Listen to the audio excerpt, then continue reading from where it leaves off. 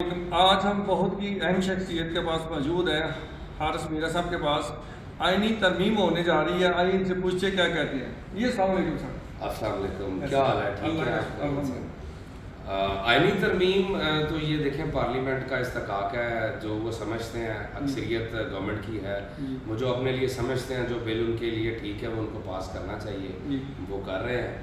Over all ویسے ذاتی طور پہ میرا یہ خیال ہے کہ پاکستان کے ہمارے جتنے بھی لیڈران اور سیاسی طاقتیں ہیں وہ ساری انٹرنل ایشوز میں لڑ رہی ہیں، لیکن ہماری امت مسلمہ جو ہے نا ایک بہت بھیانک دور سے گزر رہی ہے۔ فلسطین میں جس طرح لبنان پر حملہ کر دیا اسرائیل نے، اور جو ہے نا مسلم امہ کی خاموشی، یہ ایک بہت بڑا المیہ ہے۔ ہم سب کو بڑھ کر جو ہے نا اسرائیل کا ہاتھ روکنا چاہیے اور اپنے فلسطینی، لبنانی، یمنی اپنے بھائیوں کا ساتھ دینا چاہیے۔ ہمارے ملک کو اور پاکستان کی عوام کو اس بارے میں جو ہے نا کھڑا ہونا پڑے گا۔ ہمیں جو ہے نا تاریخ کبھی معاف نہیں کرے گی کہ ہم لوگوں نے جو ہے اپنے مسلمان بھائیوں کا ساتھ نہیں دیا۔ ہمیں کس چیز کا خوف ہے مسلمانوں کو؟ ہم 60 ملک ہیں، ہم طاقت ہمارے پاس ہے، ایٹامک پاور ہم ہے، آئل ریزروز کو ہمارے پاس ہے، ہم ہر چیز کا مقابلہ کر سکتے ہیں۔ میں سمجھتا ہوں کہ ہمیں اب پاکستان کے لیڈران اور ہماری پارٹی تو اسپیشل تھاٹ اس پہ دے رہی ہے، پاکستان پیپلز پارٹی، کہ ہم اپنے مسلمان بھائیوں کا اب ساتھ دیں اور اس برے وقت میں ان کے ساتھ کھڑے ہیں۔ آپ کی اتنی پیاری سوچ اور اس چیز کو آپ نے فالو کیا ہے، ہمیں بہت اچھا لگا۔ اور یہ اتنی باتیں ہو رہی ہیں، اس میں کوئی عمل درآمد کچھ نہیں ہو رہا، اس کی کیا وجہ ہے؟ دیکھیے بیسیکلی نا یہ ایمان سے ریلیٹڈ ہے، مذہبی چیز ہے۔ آپ سرکار صلی اللہ علیہ وسلم نے فرمایا کہ مسلمان امہ ایک جسم کی مانند ہے۔ اگر ایک جسم میں سے ایک حصے کو کوئی کاٹ رہا ہوگا تو آپ یہ انتظار تو نہیں کریں گے کہ جب وہ میرے گلے پہ آئیں گے تو پھر ہم ان کو جواب دیں گے۔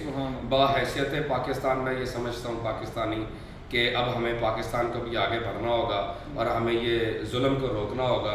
اور میں یہ ذاتی طور پہ سمجھتا ہوں کہ اگر پاکستانی قوم، ہمارا ملک جو کہ ایک ایٹمی پاور ہے، ایک دھمکی دے دی جائے تو میرا نہیں خیال یہ آگے بڑھیں گے۔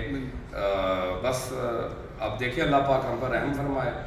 اور آپ حکومت کے متعلق کچھ کہنا چاہیں گے؟ آپ ماشاءاللہ جو یہ 2.5 سال ان کے پورے ہوتے ہیں تو ہمارے زرداری صاحب ان کی اقدامات ہوں گے؟ بیسیکلی ہمارے نا بلاول بھٹو صاحب نے ایک اپنی ٹیم بنا دی ہے جس میں انہوں نے ہم سب سے سجیشنز مانگے ہیں۔ ہمارے پبلکس اکاؤنٹ کمیٹی کے حیدر گیلانی صاحب ہیں، وہ اس کو ہیڈ کر رہے ہیں۔ تو آگے آنے والے ڈفرینٹ معاملات ہیں، ہم ایگریکلچر ریفارمز پہ کام کر رہے ہیں اور ہم لوگ اکنامیکل ریفارمز پہ اپنے ملک کی معیشت کو بہتر کرنے کے لیے، کیونکہ روٹی کپڑا مکان ہی تو ہمارا نعرہ ہے اور یہی سب سے بڑا پرابلم ہے پاکستان میں عوام کا اس وقت۔ روٹی کھانے کو ملنی چاہیے، کھانے کے فوڈ جو ہے نا وہ جس طرح زمینداروں کو کرش کیا جاتا ہے، آپ کو پتہ ہے گندم میں بھی ریٹ نہیں دیا تو اس سے نا ڈسکریج ہوتے ہیں فارمرز اور جو ہے نا وہ ایگریکلچر کو سے بیزار ہو رہے ہیں۔ تو اس میں بہتری کی بہت ضرورت ہے۔ اب جب پاکستان بنا نا ہمارا 1947 میں 47% ہماری جو ہے نا اکانومی کا جو ہمارے اخراجات وہ ہم ایگریکلچر سے پورا کرتے تھے۔ اب ہماری انکم کا 17% رہ گیا ہے جو ہم ایگریکلچر سے حاصل کر رہے ہیں، حالانکہ پاکستان ایک ایگریکلچر ملک ہے اور ہمیں اس پہ کام کرنے کی ضرورت ہے۔ جی آپ دیکھ رہے تھے حارث میاں سے گفتگو ہو رہی تھی، KPN نیوز، محمد عبداللہ، گجرانوالہ۔